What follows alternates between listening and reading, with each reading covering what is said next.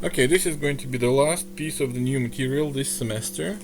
After that, we're going to have the final exam and questions about that material probably going to be on the final exam as well. So this is pretty conceptual, so there is nothing technical about that. Today we're going to discuss something that's very popular in the area of data analytics. That's called CRISP-DM methodology. Alright, so I'm going to post these slides on Scholar, so they will be available. Well, first of all, what's CRISP-DM? CRISP-DM stands for, it's an acronym, abbreviation stands for Cross-Industry Process for Data Mining. So DM at the end stands for data mining. So doing analytical work with data. What it is, its methodology, it provides the structured framework, a structured way to approach any data science project. The origin of CRISP-DM are in the mid-90s. This methodology was refined until finally it kind of it is what it is right now. And it's a structured approach to plan, go about, execute, and then finally deploy, make it operational, any kind of data analytics approach. So it's an idealized sequence of events, how in ideal world the events should follow one another in order for us to arrive to the data analytics model and put it to work. When I say idealized, that basically means that oftentimes the process is not does not follow this exact path, this exact structure as we're going to discuss. But it gives an idea. It gives just a general sequence, general structure of how companies should approach any kind of data analytics. So you can think of actually data analytics as a project management. So every time when a company wants to do something with the data, there is a logical sequence of events. What should come first, what should come next. So it's fairly organized, fairly structured process. So there is nothing random about that. Okay, so number one. So first step, business understanding. That's where everything starts. So oftentimes companies need to find an answer to the question. Okay, what are we looking to get out of this initiative? We're going to analyze the data, but what is the objective? So it can be as simple as we want to formulate, what exactly is that we want to accomplish. See, the data analytics is very applied area. Companies do mess with data, do data analytics projects not because it's cool or it's popular these days. At the end of the day, it's an expense, right? So you have to pay somebody, you have to get the data, clean the data, you have to hire experts to mess with the data, so it all has costs. So the only reason why companies would even do that is they're looking to get some outcome from that, something that will affect their business, and most likely it will affect the bottom line. So there is some value in doing data analysis. Otherwise, there would be no reason at all to mess with data.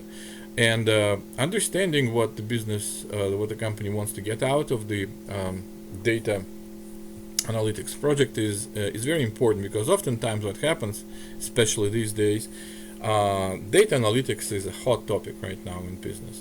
So everybody knows that big data is very popular, artificial intelligence, so all these buzzwords floating around in the media, in articles, and therefore companies feel anxious about that, right? So if I'm running a business and I'm not doing anything with my data, oh my god, I'm losing the competitive advantage. So my competitors are going to take over because everybody else is doing that, and I should start messing with my data right now. So let's hire somebody, let's give them a whole bunch of data, and let's see what comes out. So they have no idea what is that they're trying to accomplish. They just know that they should be doing that because it's a trend. Everybody else is doing this right now.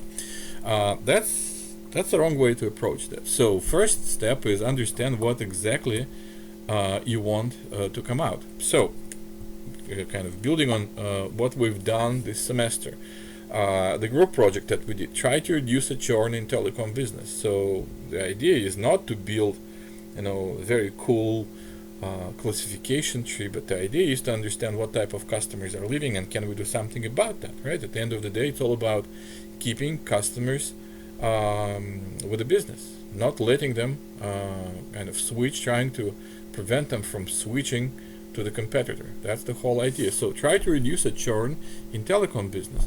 Or another example that we used in class, universities are losing students. Some universities losing a lot of students from freshman to sophomore year, some not so much, but that's a problem for every university. There is attrition. So students are leaving for whatever reason. So universities try to understand why students are leaving and try to do something about that, right? So reduce dropout rate from the university. Another one that I was planning actually from the beginning of the semester to make it into the group project number 2, but because the semester got turned upside down essentially, we didn't get to the second group project. Understand driving forces behind box office performance of a movie. So if you think about movie industry in the US,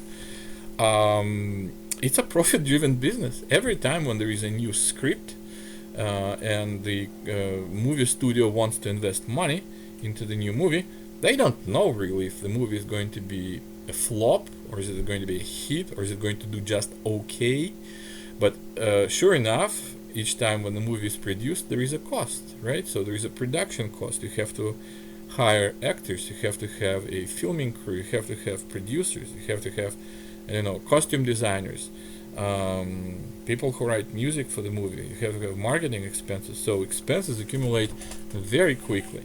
Will they be recovered when the movie hits the movie theater? God only knows, right? So therefore, each time when the movie studio invests into the movie production, it's a gamble essentially. What would be nice is to take a bunch of movies that were produced in the past in all kinds of genres, right? There are action movies, comedies, horror movies, family animation, documentaries, sports, etc., etc. Each movie has its own marketing budget. Some have big marketing budget, some not so big. Each movie has a rating, PG-13 for example, G, R. Each movie has a set of actors, right? So it can be famous stars such as, I don't know, Brad Pitt and Will Smith. Some may be made with relatively unknown actors. So all these factors, and production budget as well, right? So how much money the company is trying to invest into the movie. All these factors will affect at the end of the day how good is the product will be. So what would be nice is to get information on a whole bunch of movies, try to analyze, how different variables affect the box office performance. How much money will the movie make at the movie theaters when it's released? So who will benefit from this model? Well, obviously movie studios, right? They will see that, for example, horror movies are popular, documentaries not so much, right? Then how much return will you get on each dollar that you invest into the production budget? Okay, so another example that I actually used in previous semesters is delayed flights. So most flights are on time. Well, when the airlines are working, obviously, right now there's nothing going on, right?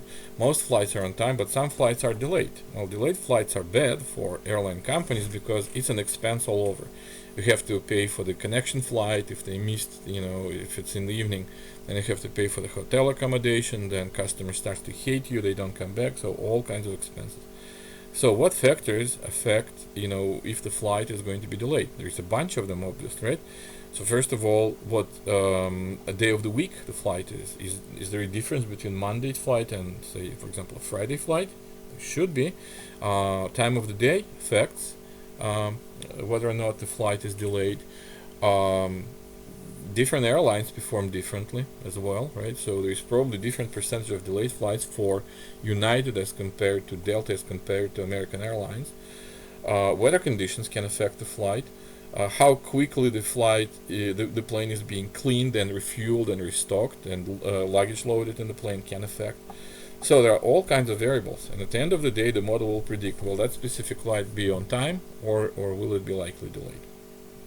So business understanding is basically clearly have an idea what is that you're trying to get out of the data analysis, not just vague, okay, it's good for us, so let's just kind of crunch some data, let's plot some, let's make some plots and let's see what comes out. Maybe we'll see some trends, patterns, we'll get some insights. No, that will probably not work. Okay, so this you have to have clear business idea. So it starts from setting the objects. Okay, so for example, we would like to predict which customers will switch from the telecom company.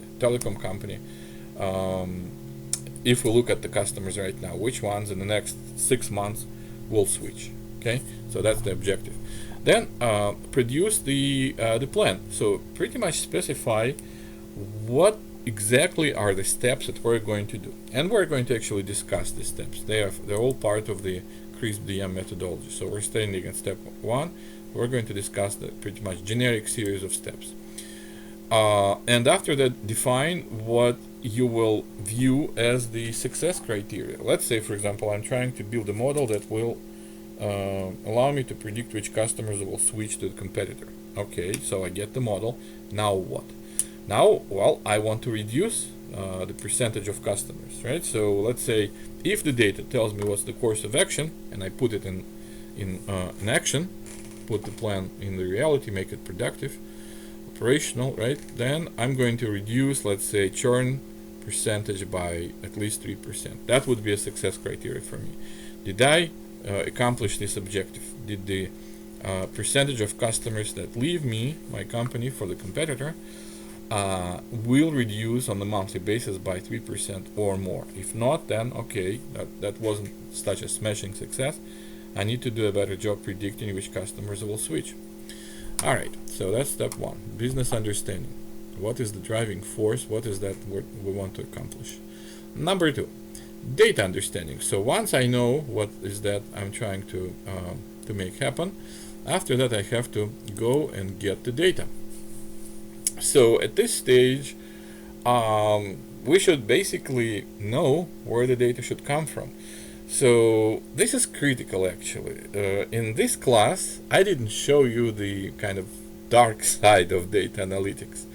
And all the examples that I gave you were nice, nothing was missing, all the data was in one place, so all we have to do is write a short brief statement, something like read.csv, data file hr.csv, for example, right?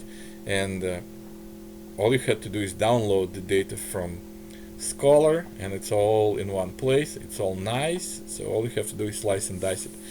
Well, things are not like that in the real world. So before this data set becomes a nice CSV file, oftentimes it has to come together from multiple sources. And sources can be both inside the company and outside the company.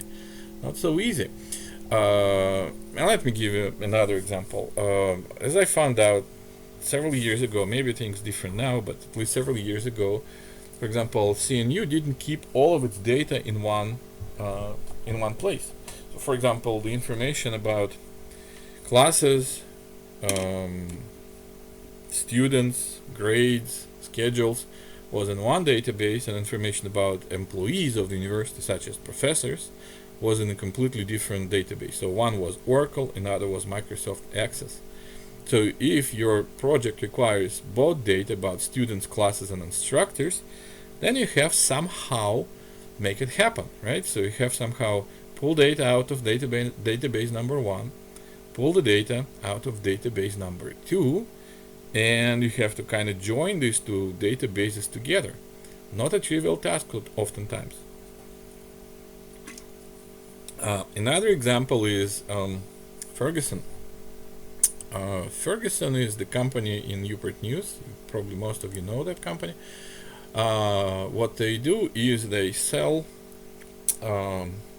commercial supplies to developers, mostly to companies that build the buildings. So it can be small contractors that just build, residential buildings for humans, or it can be big fat contractors that build buildings for universities, for example, like plumbing, for example, and electricity, not electricity itself, but electric supplies were sold by Ferguson, were used in Freedom Tower in New York when it was constructed. So, and Ferguson sells all of their stuff, pretty much most of what they sell is through the warehouses. Small and medium-sized warehouses scattered all around the US. But they also have showrooms. Showroom is basically a nice looking facility where you can just walk in. So for example, let's say you want a new sink for your kitchen, or you want a new lighting for your master bedroom, or something like that. Okay, so you can walk in, and it's pretty much a demonstration unit. So they have a model, kitchen where you can see how different sinks look like, how different cabinets look, new kitchen countertop, etc. So and showrooms are basically mostly for residential customers, for people like you and me who want to walk in and see how different things look and buy it on the spot. So of course they want to pick the location. So right now they have, I believe, about 300 showrooms around the country, and let's say they want to build more. But the question is, okay, where do we build? The objective, of course, is to increase the sales, right? So therefore, there are two data sources, right? So one data source is, okay, we can get the data about our existing showrooms. We know where they are located, right? Zip codes, specific geographic addresses. We know how big is each showroom, square footage, right? We also know how much sales they generate every month, pretty much, and also how the sales are broken down in different categories. For example, kitchen lighting, bathroom lighting, appliances, plumbing supplies, etc., right? But it's reasonable to expect that the sales generated by the showroom will be affected by the population density. You don't want to build showroom in the middle of the cornfield, right? So you want a reasonably dense population around the area. What else can affect the sales? Well, population density is one thing, but also income distribution. So if you're located in a poor neighborhood, probably you're not going to see a lot of sales. Also house values, right? So people would like to upgrade their houses, and houses should have certain value, right? The more valuable is the house, the more probably money will residents spend on buying new stuff for the houses, right? So all of this data is relevant. Also location of competitors, right? I know my sales, but how about, like, let's say for example I picked certain point, right, in certain town.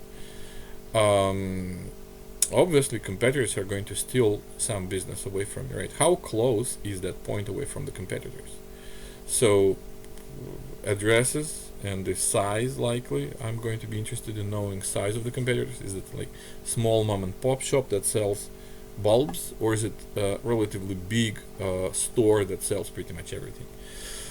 So therefore some of the data will come from the database maintained by Ferguson, but some other data should come from outside. Population density, income distribution, house values, where is that coming from? Well, I don't know. I'm sure there are sources, commercial sources of this data, so I have to buy that data, and after that I have to, well, that's going to be step 3 actually. We're going to discuss data preparation. Okay, so some data should come from my own databases, some data should come from outside, from external sources. And then next step in the data understanding is preliminary analysis. Let's see how big is the issue. For example, if we're talking about customer churn, right? One of the first steps that you did in your projects was, let's evaluate what percentage of customers move, right? So I believe the percent was something like 25%, if I remember correctly. Well, that's substantial. If every 6 months I'm losing a quarter of my customers, well, I probably can find out why the customers are leaving, and if I can keep, if I can reduce as a result churn from 25% to 20%, well, that's a lot actually. So that will have an effect on the bottom line, right? So distribution of key variables. Let's say, for example, if I have income, right, or movie box office. So how big of a numbers we're talking about? Okay, let's take, for example, 6,000 movies that were created in the last 10 years and see the distribution, okay, of all the variables. So what's the minimum box office? What's the maximum? What's the median? First quartile, second quartile. Well, second quartile is median, right? Third quartile. So just to give you an idea of what kind of numbers we're talking about. And then relationships between the key variables. So for example, when we discussed churn, right, I asked you to perform two-way analysis of predictors, each predictor with the target. So for example, how the churn is affected by type of internet service, and pretty much everybody figured out that, yeah, if you have fiber optic, fast internet, then people are likely to switch, right? As opposed to if you have no internet service or DSL, slower internet service, then there is still churn, but it's not as high as for fiber optics, right? Tenure of customers. Also, I believe what came out is if you're under a year, was a customer with a company under a year, you're most likely to switch away to the competitor. But the longer you stay, the less likely you are to switch. So the most loyal customers are the ones that have been with the telecom company for 6 years or more. Okay, so this type of analysis will give you an idea of what you can expect out of your model. So it's very rough, it's preliminary, of course, and at the end of the day, the results may turn out to be different, but at least it gives you an idea of what kind of relationship dependencies you have in your data. So that's step 2, getting the data and understanding how the data behaves. Step number 3, data preparation. Again, the data sets that I gave you guys in this course were all nice behaved and clean. They were all together in one CSV data file. Reality is more ugly. In reality, oftentimes when you pull the data out of your sources and you look at that, you can't just load it up in RStudio and start cranking out the results. You have to prep the data, and that's step 3. After you downloaded the data from multiple sources, you have to make it usable. Simple example, let's say Ferguson, right? The example that we just discussed. In their own database, the zip codes, it's all based on the zip code pretty much, right? So I want to build a store in the zip code 35486, okay? Tuscaloosa, Alabama. What are my chances that the sales are going to be high, right? So because the zip code is the pretty much the central variable for the entire model, right? I have to be able to type in the zip code and the model should spit out for me. If you build in zip code the store with 1,000 square feet, then you're looking at the monthly sales of $285,000, for example. That's what really I want to have, right? The model that I give the model the zip code, it gives me the estimate of monthly sales. Alright, so let's say that in Ferguson, in their sales data, the zip code is stored as a 5-digit field, such as 23606, zip code for one of the zip codes in Newport News, right? But external data, when I get the information, data about incomes, median income, median house value, the population density from some external data source, right? And let's say the zip code is in a different format. So it's not 5 digits, it's 5 plus 4, right? Such as 23606-9874. Okay, now I have to merge these two data sets. How exactly do I do that? Typically, when you merge the data, it's based on the exact match, right? So 23606 should be matching exactly 23606 on the other end. But it's not in the same format. So first I have to do something about this zip code, okay? Now, data analysts estimate that this data preparation, data cleaning, sometimes it's called wrangling. Data cleaning, sometimes I'm going to type it here. It's called data wrangling, okay? it takes anywhere from 50 to 90% of the time. So before you even start building your models, you have to mess with your data, make sure that it's usable. Okay, and that is the biggest step. So in this course, you've seen none of that, right? So all data sets that I gave you were all nice and clean. There was nothing missing, no weird values, no duplications. But in reality, this is where a lot of efforts are being spent in the CRISP DM methodology. Okay, so this step, data preparation, is very important. It's very time consuming, very labor intensive. Okay, so what do we mean by data cleaning? How can data be dirty? Or missing data, for example. Sometimes it's not that big of a deal, right? Sometimes, well, let's say, for example, you got the data set, and for some reason in certain columns you have 10% of your values are missing.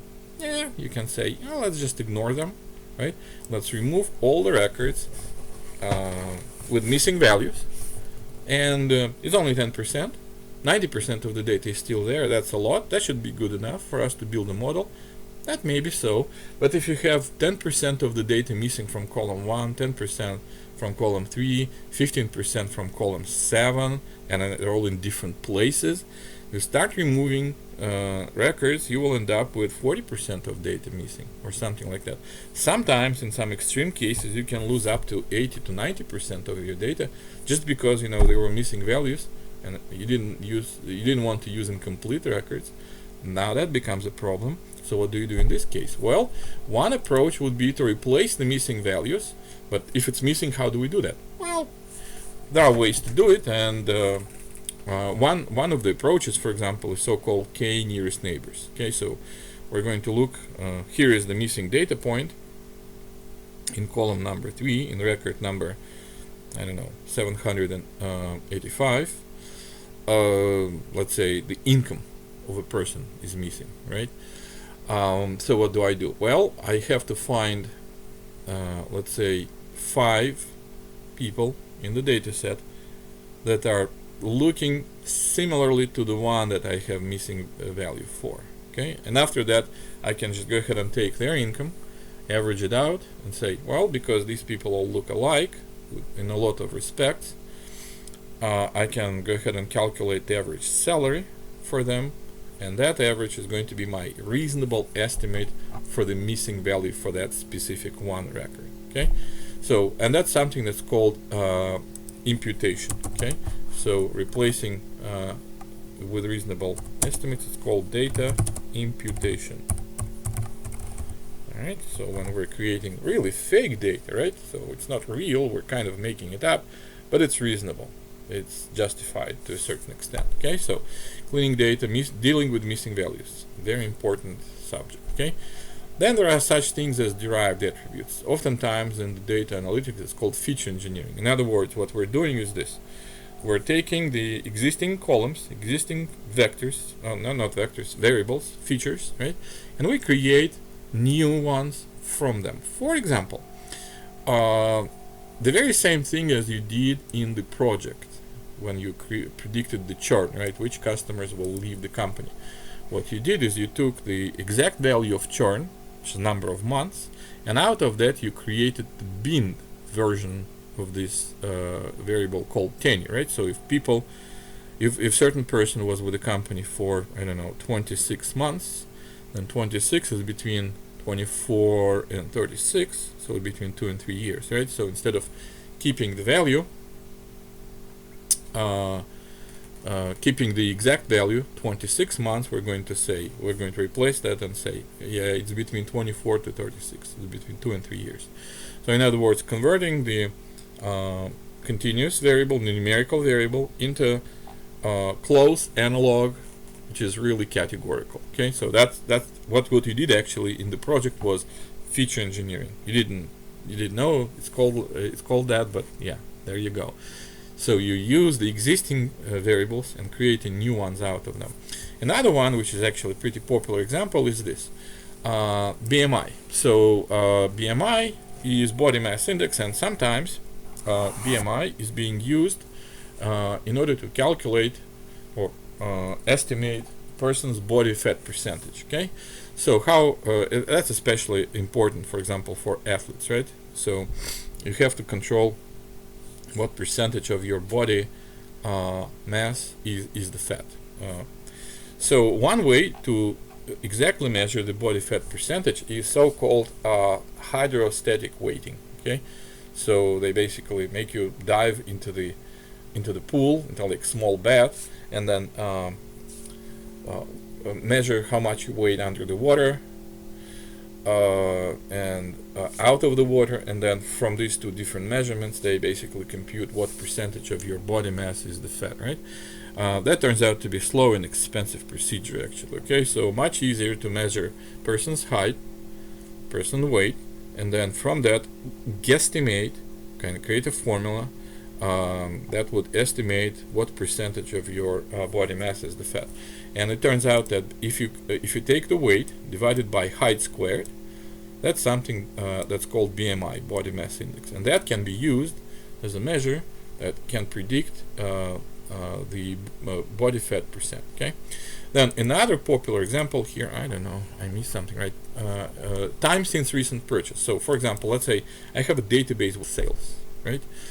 And each customer can have multiple records, right? So for example, I went to Amazon and I bought multiple times from Amazon, okay? But there is the latest purchase, right? How long has it been, how many days since I bought last time from that specific vendor? So what I can do is I can take time now, today, right, minus day of the let's say date, not date, days vague, right? Date, specific, month, day, year, date of the last purchase. That's how many days has it been since last purchase. Okay, so therefore that's something that can be calculated, right? So I read all the records from the database for that specific customer. I look at all the dates of purchase, I pick the latest one, and after that I calculate what date is it right now minus what was the date of the latest purchase, and that difference will tell me how long has it been since that customer bought from us last time. Okay, can be very important predictor. For example, let me give you another example. Okay, donations for the universities. Universities run, or at least try to run a predictive model if we contact alumni. Okay, which ones are more likely to donate? Well, psychologically, people tend to donate like certain amount of money in a certain period of time, right? So if I just donated to the university last month, if they call me right now, I'm going to say, no, I donated last month, so call sometime later. Well, how much later, right? So that can be a predictor. Okay, so people may donate like once in 6 months or once a year. So therefore that difference between what time is it now minus when was that that they donated the last time can be pretty accurate predictor whether or not people are likely to donate some money to the university. Okay, so that would be another example how we create new columns from the existing ones, right? All right, then generate summaries, aggregations. In marketing, for example, there is such thing as RFM analysis. R stands for recency. Well, that's the recency, right? Time since latest purchase. How recent was the latest purchase? F stands for frequency. How many times I was the customer? How many purchases did I make from the company? And M stands for money, right? What was my lifetime amount of money that I've spent buying from the company? So therefore, what I can do is again take a look at all the transactions with all the people and aggregate them by each person. And for each person, I'm going to count how many records of purchases do I have. So that would be F, frequency. And then across all the records, I'm going to aggregate what were the totals. So I'm going to calculate grand total. That would be M, money, right? How much money the customer spent altogether in total buying from me on multiple different occasions. Okay, so that way I can generate summary out of existing records, and that can be useful in trying to decide if that customer is valuable and we should try to upsell them or should try to contact them and revitalize this contact, or is it like deadbeat customer, you know, recency was a long time ago, F frequency was very low, M money was also very low, so therefore, you know, there is no value really, so we shouldn't even try to contact this customer at all. Okay, so oftentimes in just data analytics, these two steps, data acquiring, data acquisition, and data transformation. So when you clean the data, when you create new variables, it's oftentimes called ETL, extract, transform, load. So as the result of these two steps, number 2, data understanding, and number 3, data preparation, you have the data set, pretty much what you were getting all this semester in form of nice, cute looking CSV files, right? There's nothing missing, there are no weird values, there are no duplications, you don't have to calculate anything other than just take it and run. Alright, so that's what we did most of the semester, right? Modeling. So what's modeling? Well, selecting specific technique. What is that you're trying to accomplish, okay? So, for example, if I'm trying to find out which of my customers will leave, right, will be subject to customer churn, that would be a classification model, right? Each customer is either stayed or they left within the last 6 months, for example. So I can label each customer 0, 1, and then after that, I know that this is a classification tree that classification model that I have to create, right? So this semester we actually looked at a couple of models, right? You can create classification tree, or you can create logistic regression. Well, in actuality, there are many more different models that the company can explore. For example, there is such thing as K nearest neighbors. We kind of discussed it, right? Look at your K records that look, K can be any number, let's say 5 or 15 or 50, okay?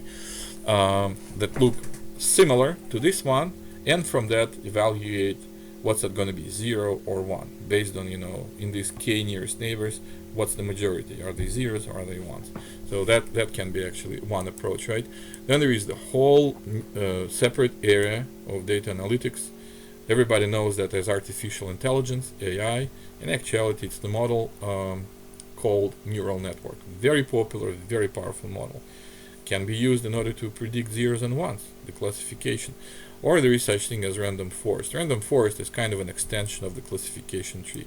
That's when you build a lot of small trees and make them predict the outcome, and then after that you take the vote. Okay, so let's say you have 100 trees trying to decide whether the customer will stay or leave for the competitor. 70 trees say they will leave, and 30 trees say no, they will not leave. So the majority is 70, therefore we go with the majority vote. That's why it's called random forest. So you kind of build a whole lot of small trees, and each time when you have to run a prediction, it's really the group decision, so to speak. The whole forest votes. It sounds a little weird, right? Forest votes, but that's basically how it happens. So you can have a lot of different models to run as far as classification is concerned. Now let's say you have your target variable is actually numerical. For example, you're trying to predict how much money the movie will generate when released to the movie theaters. Well, obvious choice would be to go with linear regression, right? About each movie you know a bunch of things, such as how much money was spent in budget, right, for movie production, how much money did you spend on advertising, what was the rating of the movie, PG-13, R, etc.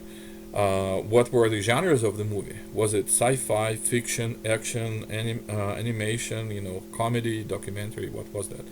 Was there a major movie star in the movie, or was it like relatively unknown, or maybe B-listed or C-listed stars?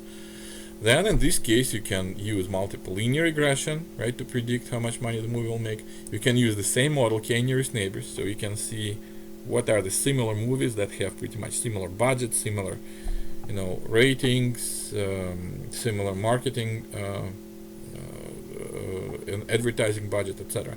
And based on that predict, you know, calculate the average among them and predict how well this movie will do, right? Or you can use the same neural network, artificial intelligence, and after that just compare them, right? So basically after that you have to validate the model, right? So you build a lot of different models. Let's say, for example, I want to build a classification model. There's nothing that prevents me from using all these different techniques, right, and creating alternative models to predict whether or not it's going to be a 0 or 1. The customer will stay or the customer will leave, or the student will enroll the university in their sophomore year, or they will leave after the freshman year, right? Or an employee will stay with the company, or will they leave the company. So I can use different techniques, create different models for the same problem. Well, after that I have to validate each model, right? So that's where you split your data set into the two portions, right? Training and validation. So training you use to build a model, validation you use to see if the model still holds true when it is applied to the unseen, unknown data, right? That was the idea. If the model all of a sudden starts to behave really badly on your validation set, you know that the model is really overfitting, probably, right? The performance of the model on the training set, on the validation set, should be comparable. That way you know that the model can be trusted when you apply that to some other data that you never seen before, okay? Sometimes, in fact oftentimes, that's something that we didn't discuss in class, we use so-called Kfold Crossvalidation. What does that mean? Well, that means that the entire data set I actually split not just once into training and validation set, but I do it multiple times. Okay, so I do, for example, I pick my data set, 1,000 records, let's say, I randomly scramble them, and then I take first 20%, and that's my validation set, and the rest 80% is my training set. So I do the model training and validate it on first 20% of the data. That's my step number one. Step number two, I take second 20% of the data records, and that becomes my new validation set. So I do it again.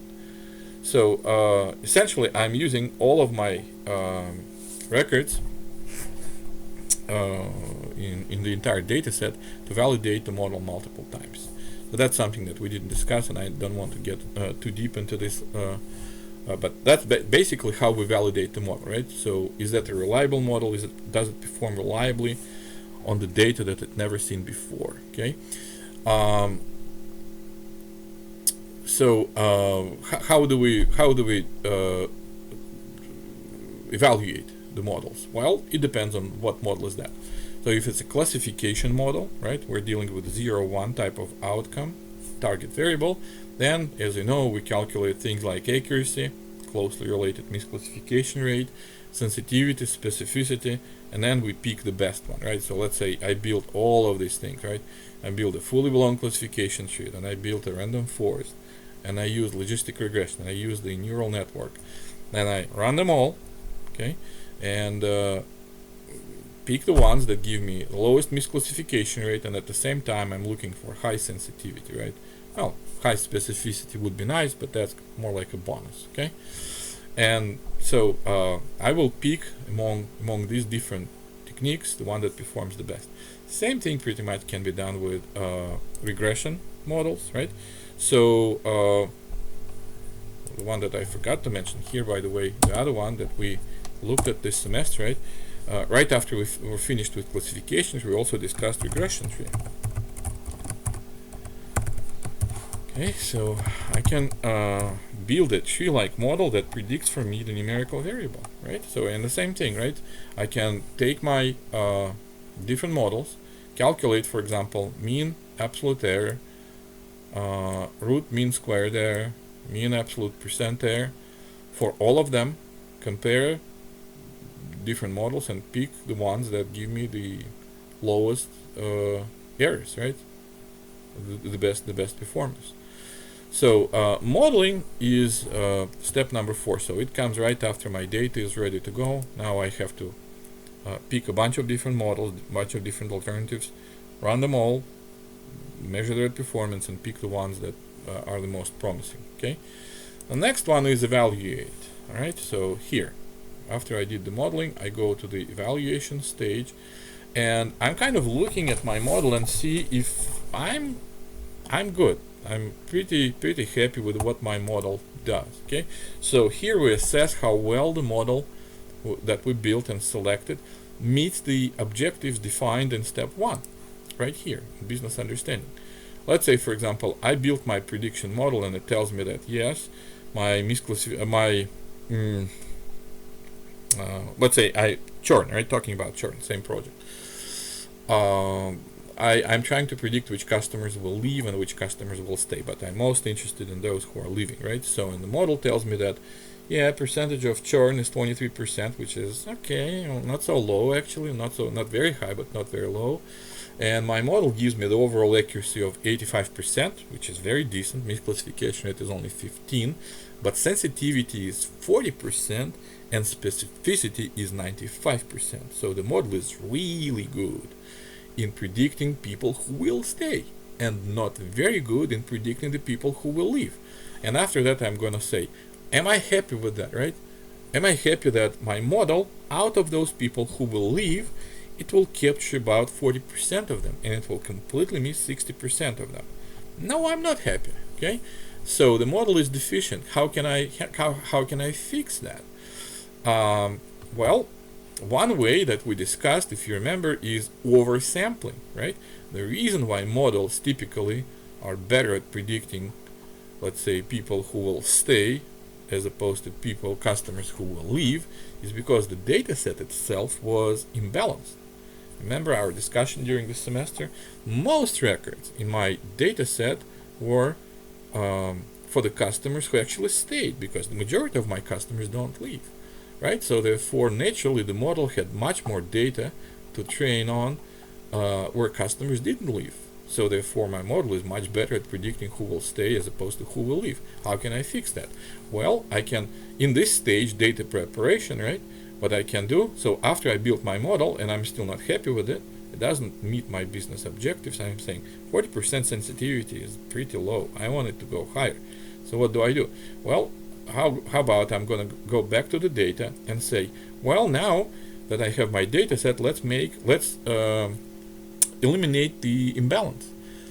So instead of having more records about the customers who will stay and less records about the customers who will leave, I'm going to generate more records for the customers who will leave. Okay, I can do it in a couple of ways, right? I can cut out some records about the customers who will stay to make the overall data set more balanced, or I can artificially create new fake records about the customers who are going to leave. So therefore, I'm going to artificially increase the percentage of customers who will leave my business for the competitor, right?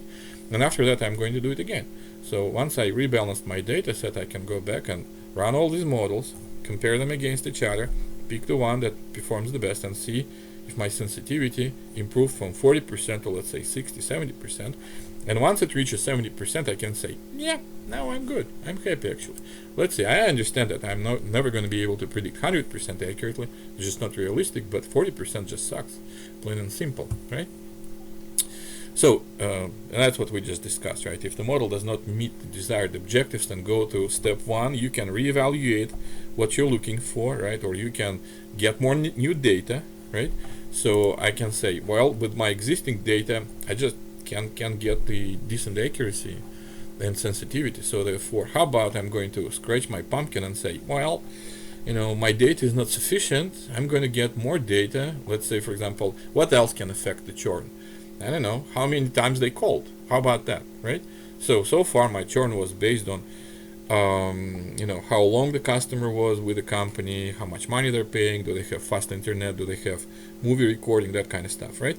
But it could be that, they have crappy reception and they called a lot of times. Okay, so I can get more data, for example, how many calls, service calls I received from that customer. That can be a good predictor. If I'm receiving too many service calls, that means that something is wrong, and people are saying, wow, this Verizon really sucks, I want to leave that, right? So, and therefore, I can go ahead and get more data, which I didn't think about initially, get it into the data set, get it cleaned up, join the rest of the data, rerun the models, evaluate. So, and that can go in loops multiple times, right? So this can go in iterations until I'm finally happy. So after I evaluate my model, once I'm happy with what I'm getting out of the model, then I move to the step number 6, the last one. We're almost out of time, right? 50-minute lecture. Deployment.